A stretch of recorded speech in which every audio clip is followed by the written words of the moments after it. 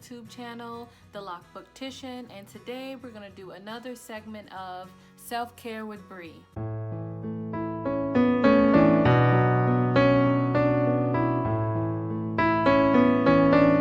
Today we're talking about a book called Superpowered, Transform Anxiety into Courage and Confidence and Resilience.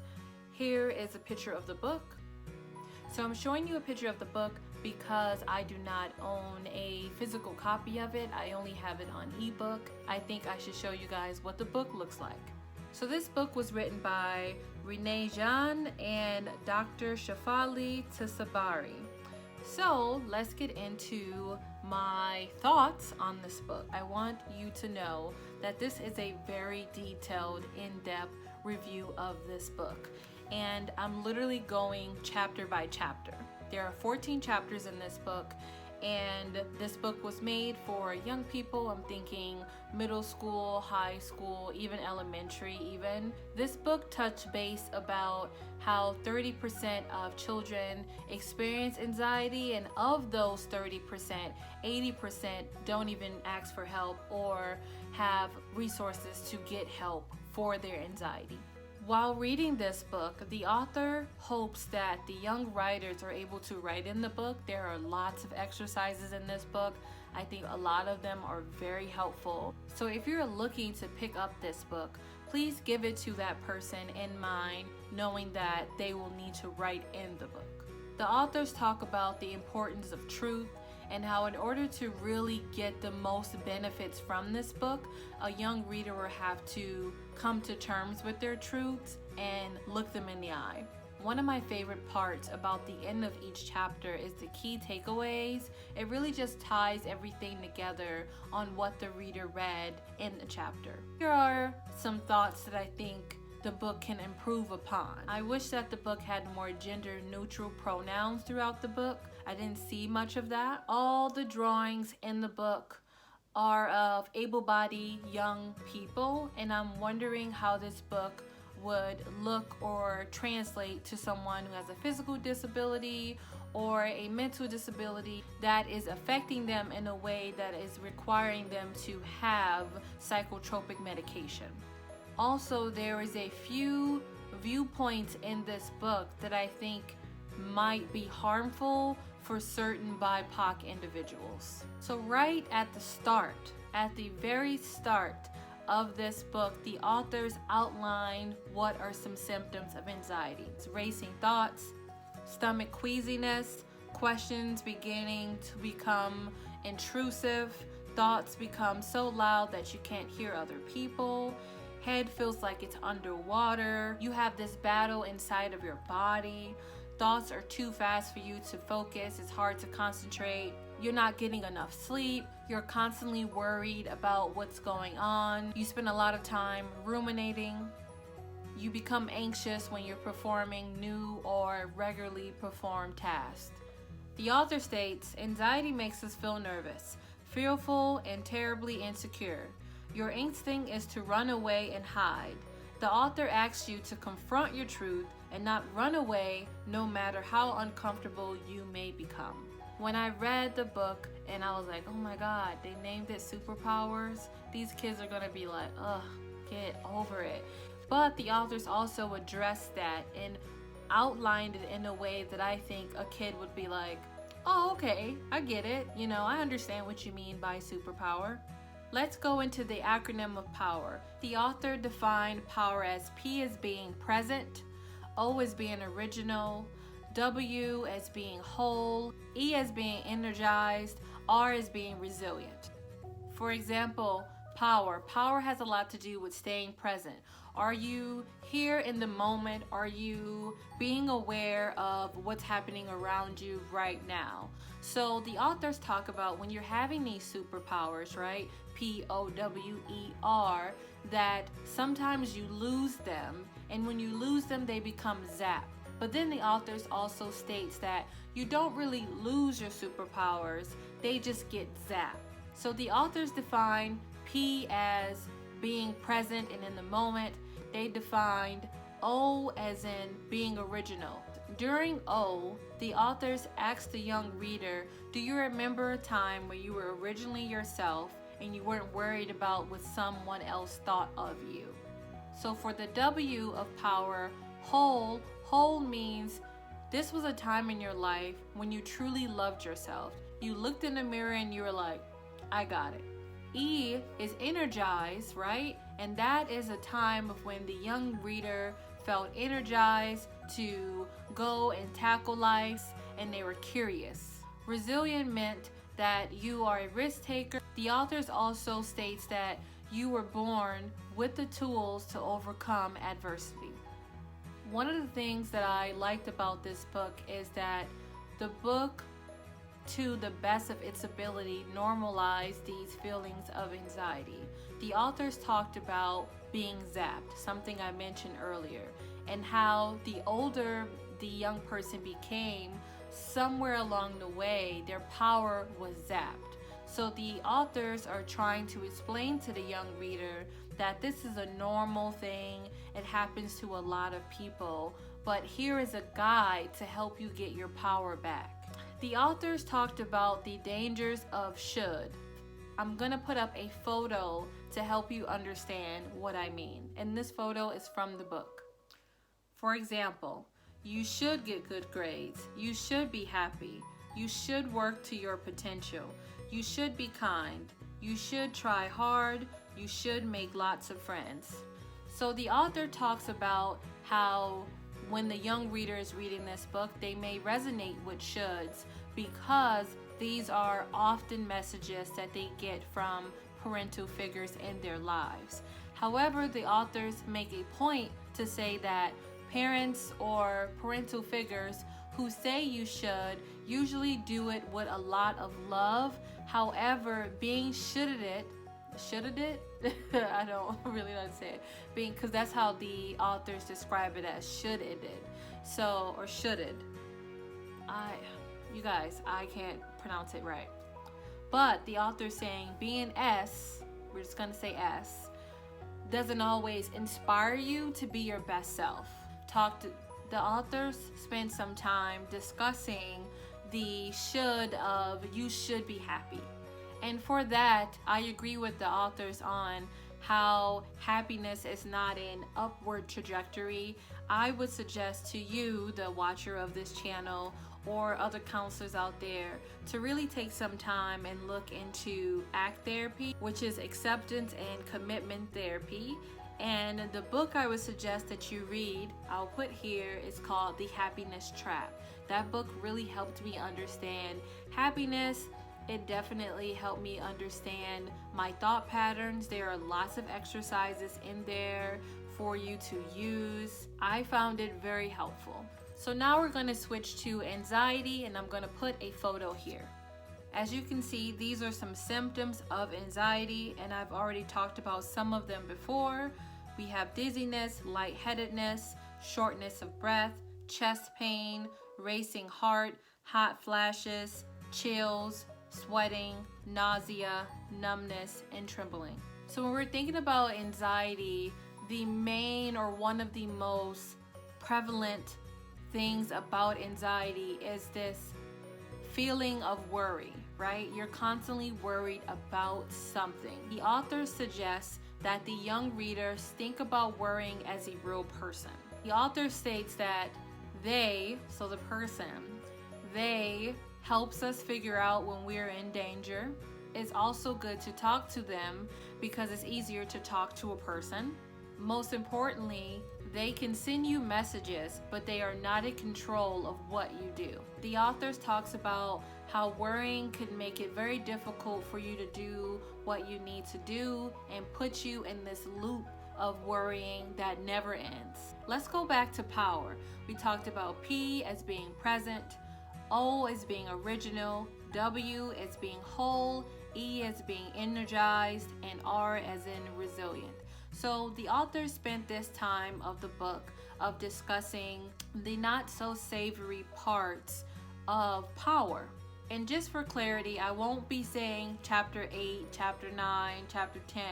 I'm just going in the order of the chapters for you, because I really want you to pick up this book and make your own inferences and share this book with a young person that you think is experiencing these symptoms of anxiety. So let's start with P. The author talks about what ifs, of how what ifs this happened. What if I don't go to the mall? What if I get an F in my grade? What if I don't wake up for school? What if I miss band practice? The authors talks about how when you use what if statements, or you're in a what if mindset, that you're not present and you're not in the moment of what's going on, and how important it is to stay in the present. The author talks about how there are 3 types of thinking patterns or actions that happens when you are in a what if state of mind. The first one is squishing, which means that you are avoiding the task at all costs. The next one is pacifying, and you're telling yourself, or you're being told, that everything is going to be okay, and that is not always the case. The next one is bullying. How are you talking to yourself? Are you saying, damn it, you never do anything right? Or, wow, I'm never going to get an A on this test. Doing that negative self-talk is very harmful. So the author warns against bullying yourself. Now that we move from the P in power, which is present, we're going to go to O, which is original. What impacts original the most is camouflage. The author talks about the dangers of camouflage. So a young person who is experiencing anxiety might try to be whatever the group is, just blending in, even though it may not match with who they are as a person. But in the moment and at that time, right, it's easier to blend in than to take risks and be yourself. And like what I've talked about earlier, it means that in power, O, original, is being zapped. In the camouflage stage, the authors discuss the worrying message. I'm going to put up the picture so you know what I'm talking about. So as you can see, the message you're getting is you're having lunch at a new school. You think everyone must notice I'm so awkward. Wait, did that girl just smile? There's no way it was at me. No one is ever going to ask me to sit with them. Feel. Heart racing, palm sweating, dry throat. Do. Avoid eye contact. Lie about skateboarding. Eat with the first kid who speaks to me. It is of the utmost importance to pay attention to the messages that you are receiving, being in the moment and being reflective, and finding out ways to navigate those messages, which I will talk about later on in this video. The authors discussed about when you're worrying about something, you experience what the authors describe as thought holes. In my world of providing therapy and counseling to adults, we call it cognitive distortions, but in this book they call them thought holes. I'm going to put up a picture to show you what thought holes are. Hunchifying. Having a hunch or guessing at what another person is thinking or how a situation will turn out. Overlooking, looking past or ignoring the positive or good stuff in a situation and focusing mostly on negative or bad stuff. Lightenifying, feeling like there is a spotlight turned on you and everyone is judging you in a negative way. Extremifying, viewing a situation in extremes using terms like always or never or worse. Supersizing, making a small challenge much bigger than it is, exaggerating. Now the author didn't really go much into W of what I'm talking about right now, but the author talks about W, which is whole, towards the end of the book. So we will talk about that at a later time. So being cocoon has a lot to do with how much energy you have. The authors discuss that when a young person is feeling cocooned is that they're not feeling energized and they have a fear of not being perfect. The authors went in depth talking about the fear that comes with perfectionism, what it looks like, and what happens to a young person when they see someone else doing better than they are. So now I'm going to put up a visual representation, a photo about what the authors were talking about in regards to perfectionism. So the author talks about what is underneath the duck. At the top of the duck, you have success, perfect grades, debate champ, cheer captain. But what people are not seeing: habits, grit, attitude, sacrifice, failure, resilience, effort, determination, feedback, dedication, and studying. This reminds me a lot of the iceberg theory, and it's not much of a theory, it's just a thinking process tool. At the top of the iceberg illusion, you see success and what other people see. But people don't see persistent, failure, sacrifice, disappointment, good habits, hard work, and dedication. Those are the things that people don't see. Shout out to Sylvia Duthwork for this visual. So let's move on to Energized. The author spoke about being energized has a lot to do with our goals, our extracurricular activities, or what the student is doing that they believe is going to lead them to happiness. So the authors had a graph, right? And it had goals, career aspirations, extracurricular activities, sports, whatever, going up, correct? And most people think that life happens like this. And it reminds me of when I'm doing therapy and a person may come up to me and be like, okay, these are my problems, fix me. And unfortunately, that is not how therapy works. Therapy is more like, it's more of a up, down, to the side, coming back type of situation. But over time, you'll still see it going up, but you'll still see those lows and those highs. It won't be as spread out and apart like it was before you thought about going to therapy. If you look at your happiness as an upward trajectory, then when you have potholes or detours, you're going to freak out and your anxiety is going to increase.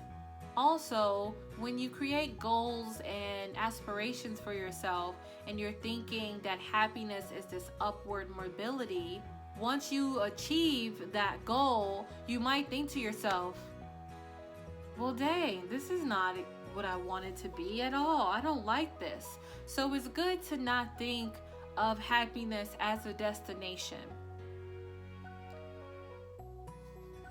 or that happiness comes from achieving specific goals, or most importantly, thinking of happiness as the only thing worth having. So now we're going to move on to R in power, which is resilient. Before we get into the chapter, I want to say that different people look at resiliency different, right? For some people that I know who are indigenous, resilience is something to take pride in, something to hold on to, because a lot of people think that indigenous people don't exist and that they're not here. But for myself and some other Black people that I know, being resilient, especially to a Black woman, oftentimes may be viewed as strength. So resilient and strength can go hand in hand. And a lot of times when someone sees us as this pinnacle of strength, then we are not seen as human as everybody else. And then we have a high rate of death of giving childbirth, or we are not given the proper medication from doctors when we say that we're in pain. So a lot of times you want to think about when you're throwing out the word resilient and who it may affect and how impactful it may become. So in this chapter, the authors talk about this idea of being iced and how when you are ice, you don't do anything and you don't have the energy to do anything. I'm going to further read to you. The authors discuss how being ice can be that a young person is avoiding doing anything. Avoidance is only temporary relief.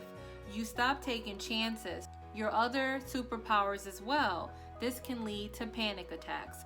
So now I'm going to put up a photo that visualized panic attacks. You have accelerated heart, sweating, trembling or shaking, chest pain or discomfort, sensations of shortness of breath, feeling of choking, chills or hot flashes, dizziness or lightheadedness, nausea, numbness or tingling, feeling of unreality, fear of losing control, fear of dying. So the authors talk a lot about what a panic attack is and what it may feel like.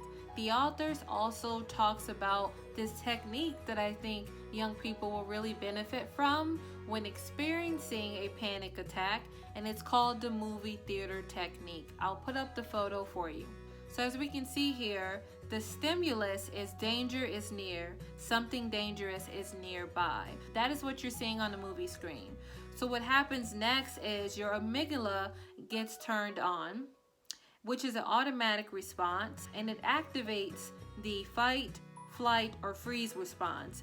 The next is choose your mindset. And this is where you interrupt that thought, right? You interrupt what is happening inside of you. And the choice is you think about what's happening to your body and judge whether or not you really are in danger. And then the next step is you choose your feeling. And the choice is you choose not to feel afraid. So this is all about like when you're in a movie theater and you see something and you're like, oh my God, the monster is here. And your body reacts and you go, okay, well, I'm not in actual danger. And then you're like, oh, well, it's fine. And you feel more relaxed. And then you continue eating popcorn and watching the movie. So the next part of the book talks about how to positively go for this power. How do you tap into these superpowers? We're going to start again with power. Remember to be a good friend to yourself is one of the main things the authors talk about. And the authors also talked about how to be mindful and practicing mindfulness techniques. So if you guys are so inclined, I'm going to walk you through a mindfulness technique, which is called a body scan. So we're gonna sit here. I want you to find a place where you feel most comfortable. And I want you to pay attention to your body. Okay? And when you're ready, I want you to close your eyes and follow my words. You're gonna take a deep breath in, 2, 3, 4, out, 6, 7, 8. You're gonna take a deep breath in, 2, 3, 4, out, 5, 6, 7, 8.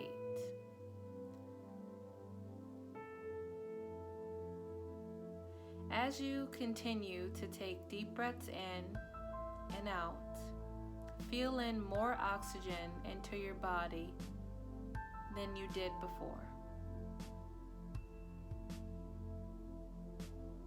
This is all about remaining present in this moment.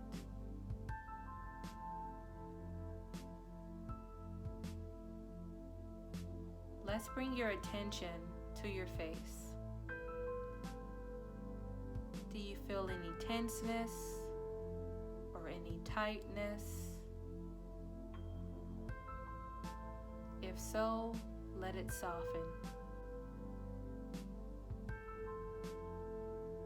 You're going to take a deep breath in, 2, 3, 4, out, 6, 7, 8.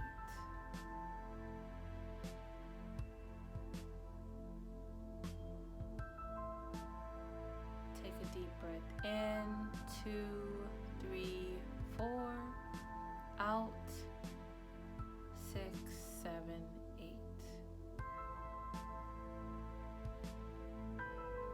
Let's bring attention to your throat. Are you feeling relaxed? Are you feeling any tightness? Take Take a deep breath in, 2, 3, 4. Out, 6, 7, 8.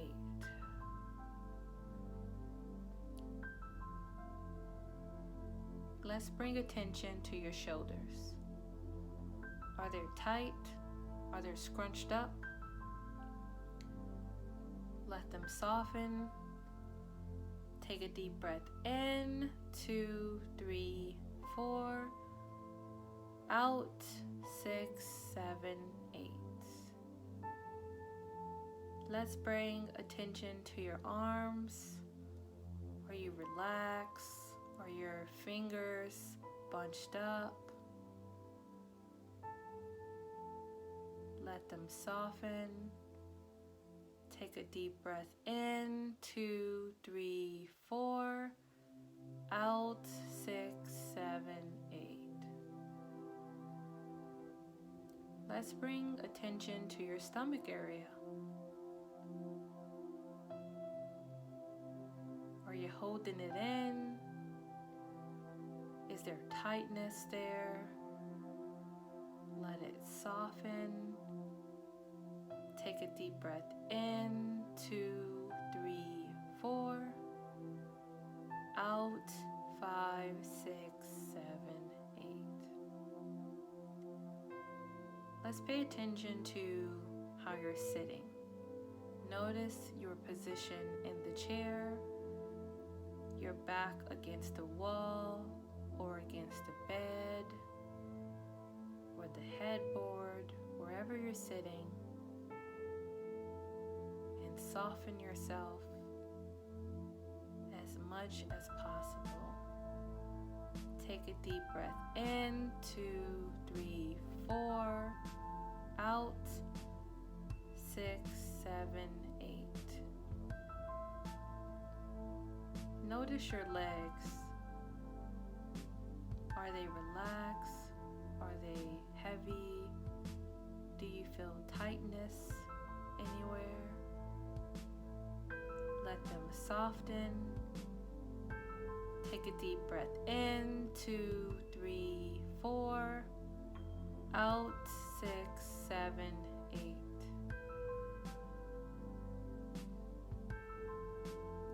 Now let's pay attention to our whole body, your whole self, your whole being. Notice things about your body. Take a final deep breath in, 2, 3, 4, and out, 6, 7, 8. And when you're ready, open your eyes.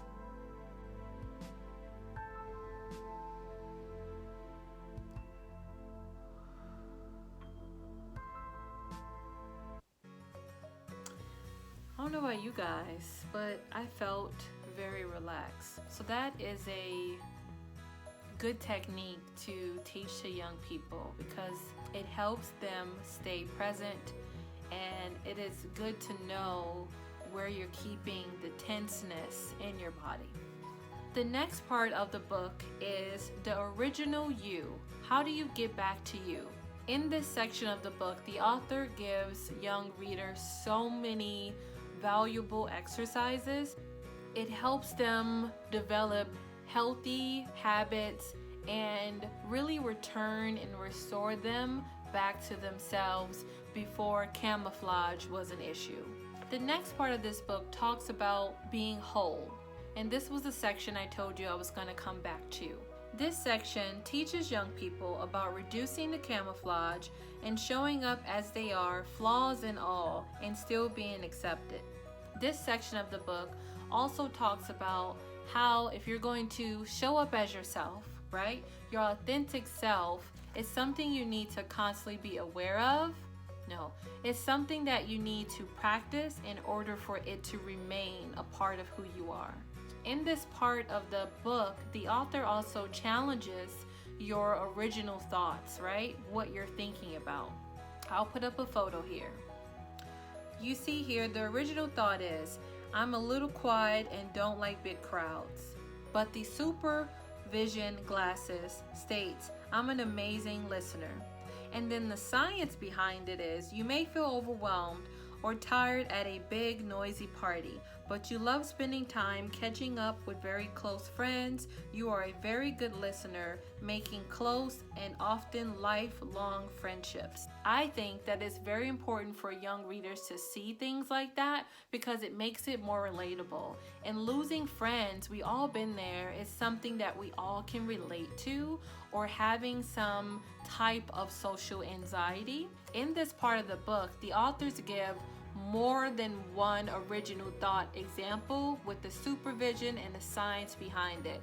And I think seeing the science makes a person validate what they're going through more often than not. My favorite part of this part of the book, which is in chapter 12, I'll give you that, is the strength tree. Please get this book so that you can understand what that is. So now we're going to go on to the other part of the book, which is Energized. And I wrote some things down, so please forgive me for reading them off of my my paper here, but I wanted to share this and make sure that I got the wording correct. So the author talks about the importance of meaning in regards to being energized, and they talked about belonging and how belonging has a lot to do with feeling whole. It's a biological need. It's creating, maintaining healthy relationships in a meaningful, motivating, and yes, energizing way. The authors also talks about purpose. Nobody else is equipped to share exactly what is inside of you other than you. The authors discuss storytelling. Stories have a beginning, middle, and end, and are often satisfying, exciting, and inspiring. Have you ever thought about the story that you would tell your present self when you are 10 years older than you are today? And I think about that a lot. Like, what would my 16-year-old self want to hear? What stories would they want to listen to? What life lessons would be most valuable for them if I ever met or time travel was a thing? And that is a whole nother story, time travel. The other thing that the authors talk about in this energizing section is transcendence. It's a moment when you find yourself in awe, or you're like, wow, that happened? That was such a beautiful moment. And this feeling doesn't last, but when you feel it, you never forget it. And we've all had those moments in our lives where it was just a great moment. Like, everything came into fruition, everything was wonderful, there was some meaning there, and you never forget those moments. The authors talks about how it's moments like this that energizes us, that inspires us. The author finished this book by talking more about resiliency. And I've already talked about resiliency and how being resilient can also be a very impactful and powerful tool as well. The author talks about how resilience, or your ability to bounce back after a challenge, it is not your genes, environment, opportunities, wealth, or childhood experiences. The biggest thing that affects how you react to a challenge is not the challenge itself, it's the way you think about the challenge. I think it's important that we talk to our young people and we help them understand their challenges, we support them, and we give them the space that they need to tap into their superpowers. That's right, tap into those superpowers. P as in being present, O as being your original self, W as remaining whole and reminding yourself of what it is to truly love yourself.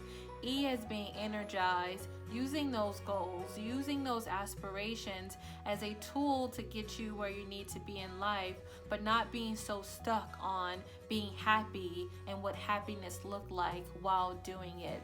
And R is resilience and figuring out what that is to you and how it affects you. So thank you so much for coming along while I talk to you about Superpowered, transform anxiety into courage, confidence, and resilience. Have a wonderful day. Don't forget to subscribe to my channel, like if you like this video, and check out my other video of self-care with Bree. And if you watch this video and you don't have much to say, please put a sun emoji in the comments so I know that you're watching. Have a wonderful day. Talk soon.